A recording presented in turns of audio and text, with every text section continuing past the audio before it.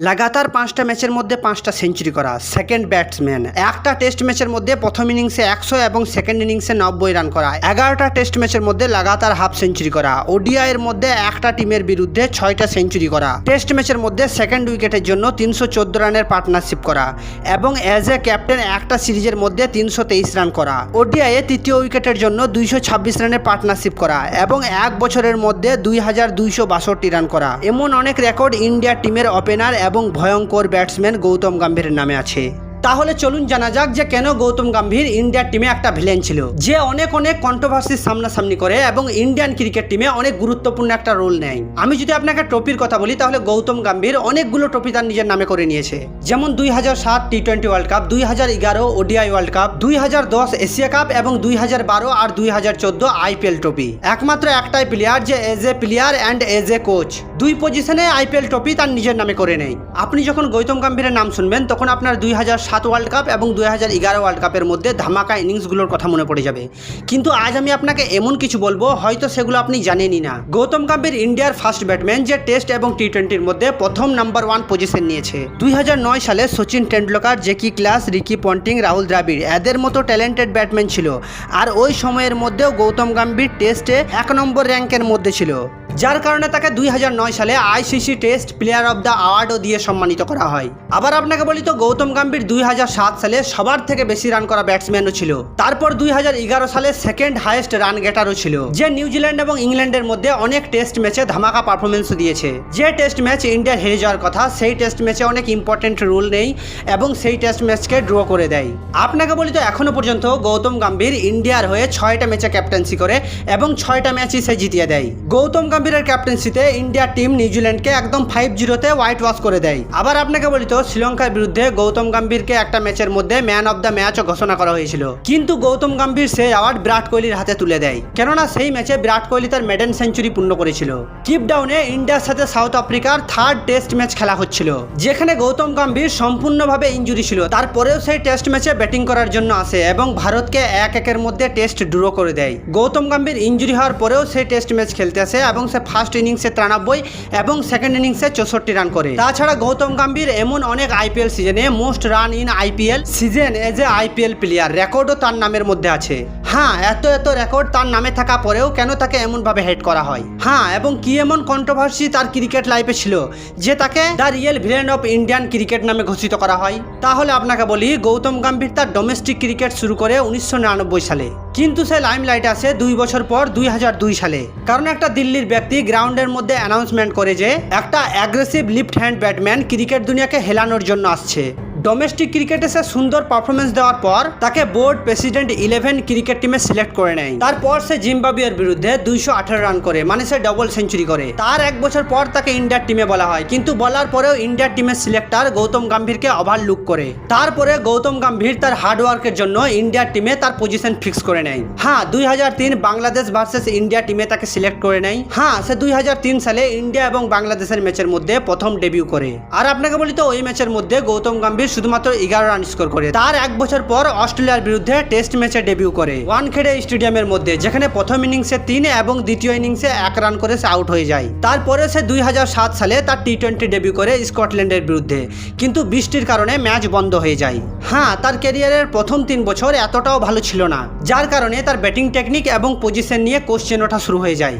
Fast বলারের সামনে তার weakness বারবার সামনে আসছিল, কেননা তার ব্যাটিং টেকনিকটা এমনই ছিল যে ফাস্ট বলার এসে খুব সহজেই তাকে এলপিডব্লিউ আউট করে চলে যেত, যার কারণে 2003 থেকে 2006 পর্যন্ত গৌতম গম্ভীর টিম ইন্ডিয়ার জন্য তেমন কোনো ভালো পারফরমেন্স করতে পারেনি। কিন্তু তারপর আবার 2007 ওয়ার্ল্ড কাপে রবিন থাপ্পাকে তার আগে প্রায়োরিটি দেয় সিলেক্টর, যার কারণে গৌতম গম্ভীর এক খারাপ ফেসের মধ্যে যাচ্ছিল, যার কারণে গৌতম গম্ভীর ক্রিকেট থেকে রিটায়ারমেন্ট হওয়ার চিন্তা করে। কিন্তু সেই সময় সে আবার এক আশার কিরণ দেখে, কেননা 2007 সালে ওয়ার্ল্ড কাপে গৌতম গম্ভীরকে সিলেক্টর সিলেক্ট করে নেয় এবং তাকে চান্স দেয়, আর সে সুযোগ পায় বীরেন্দ্র সেহবাগের সাথে ব্যাটিং করার, যাতে কিনা লেফট হ্যান্ড রাইট হ্যান্ড কম্বিনেশনটা ইন্ডিয়ার টিমে ভালো হয়। আর আপনাকে বলি তো ওই 2007 টি20 ওয়ার্ল্ড কাপ কে ভুলে যাবে, যে গৌতম গম্ভীর ওই ওয়ার্ল্ড কাপে সব থেকে বেশি রান করা ব্যাটসম্যান। সে ওই হাই ভোল্টেজ ফাইনাল ম্যাচের মধ্যে 75 রান স্কোর করে এবং ভারতকে ওয়ার্ল্ড কাপ ফাইনাল জিতিয়ে দেয়। যার কারণে পুরো ভারত তার উপর খুশি হয়ে থাকে। আর এই কথাটা শুধুমাত্র টি-20-র। বাকি ওডিআই টেস্টে সচিন টেন্ডুলকার, রাহুল দ্রাবিড়, বিবিএস লক্ষ্মণ এরা নিজের জায়গা খুব সুন্দরভাবে বানিয়ে রাখে। তারপরে এমএস ধোনি ব্যাকিং এর কারণে গৌতম গম্ভীর অনেক ম্যাচ খেলার সুযোগ পায়।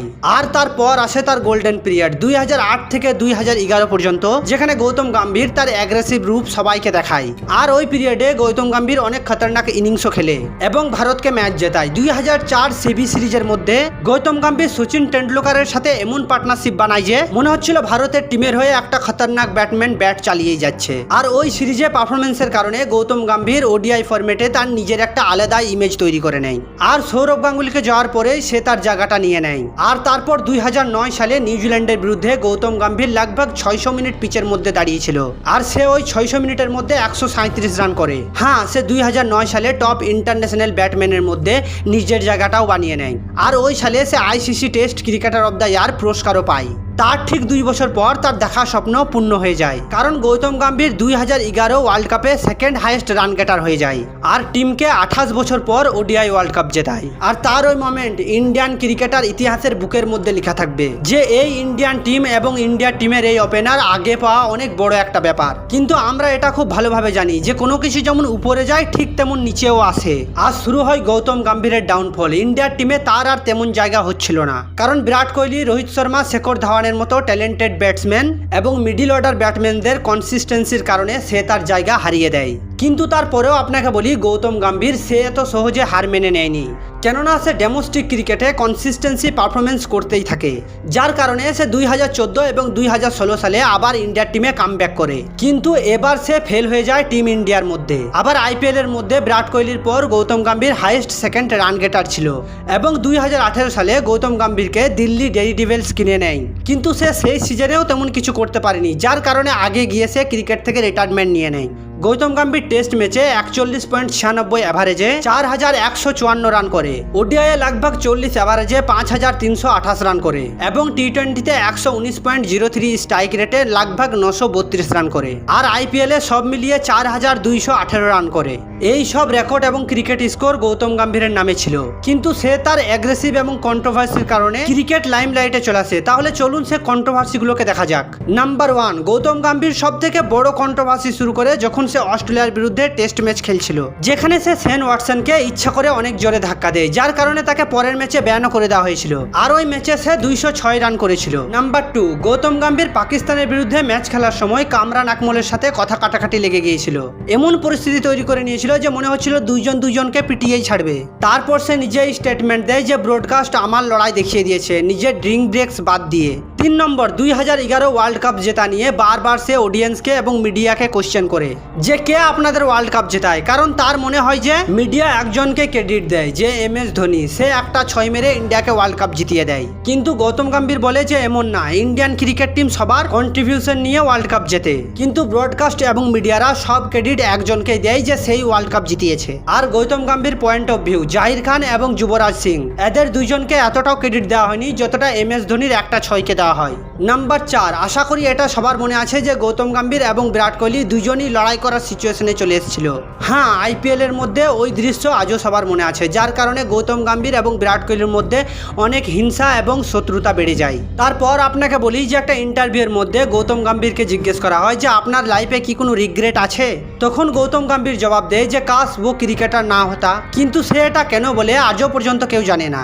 নাম্বার 6, 2023 সালে এশিয়া কাপের মধ্যে গৌতম গম্ভীর কমেন্টেটর করছিল, আর সেখানে সে গ্রাউন্ডের মধ্যে ইন্টারভিউ দিচ্ছিল, আর সেখানে গ্রাউন্ডের দর্শকরা কোহলি কোহলি করে চিৎকার করছিল, আর সেখানে গৌতম গম্ভীর রাগে তাদেরকে মিডিল ফিঙ্গার দেখিয়ে দেয়, যার কারণে গৌতম গম্ভীরকে নিয়ে সোশ্যাল মিডিয়ার মধ্যে অনেক ট্রোলও করা হয়। কিন্তু আগে গিয়ে গৌতম গম্ভীর রিপ্লে করে যে তারা অ্যান্টি ইন্ডিয়ান স্লোগান করছিল, যার কারণে সে এইগুলো করেছে। আপনাকে বলি তো এমন অনেক রিজন যার কারণে গৌতম গম্ভীরকে ভিলেন বলা হয় ইন্ডিয়ার টিমে। কিন্তু এত সব কিছুর পরেও গৌতম গম্ভীরকে ইন্ডিয়ার টিমে অনেক বড় ব্যাটসম্যানও বলা হয়। যেমন শোয়েব আখতার বলে যে সে তাকে অনেক সম্মান করত এবং তার মতো প্লেয়ার অনেক কমই আছে।